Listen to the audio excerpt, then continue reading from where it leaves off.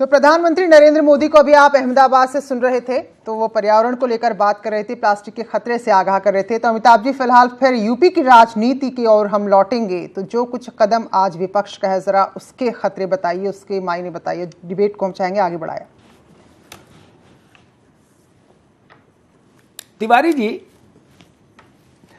विपक्ष का काम है विधायिका के भीतर उपस्थित रहते हुए अपनी बात रखे, जनता की बात रखे और सरकार से जहां जहां असहमति है वहां पुख्तई के साथ अपना पक्ष रखे। यही ना काम है विपक्ष का।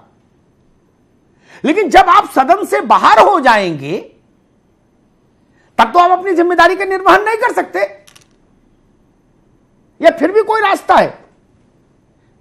फैसले तो सदन में ही होंगे ना, चर्चा तो सदन में ही होगी। तिवारी जी, बेशक इसमें देखिए, अगर राजनीतिक पहलू भी था विपक्ष का, तो उनको एक बात यह समझनी चाहिए थी कि हम इस तरह से अगर सत्ता पक्ष को वॉकओवर दे देंगे तो हमारे लिए पलायनवाद होगा, हमारी बात जनता तक नहीं जा पाएगी।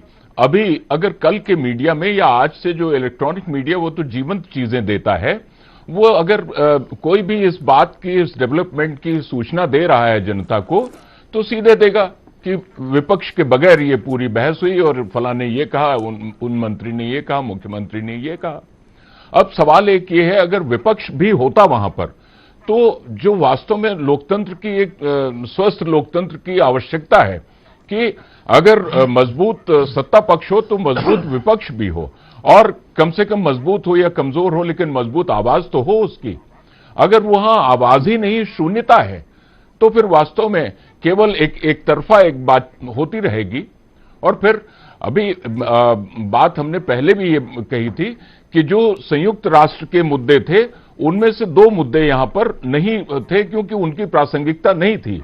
समुद्र से जुड़े हुए मुद्दे की हमने बात कही और उसकी जगह पर एक बहुत अच्छा मुद्दा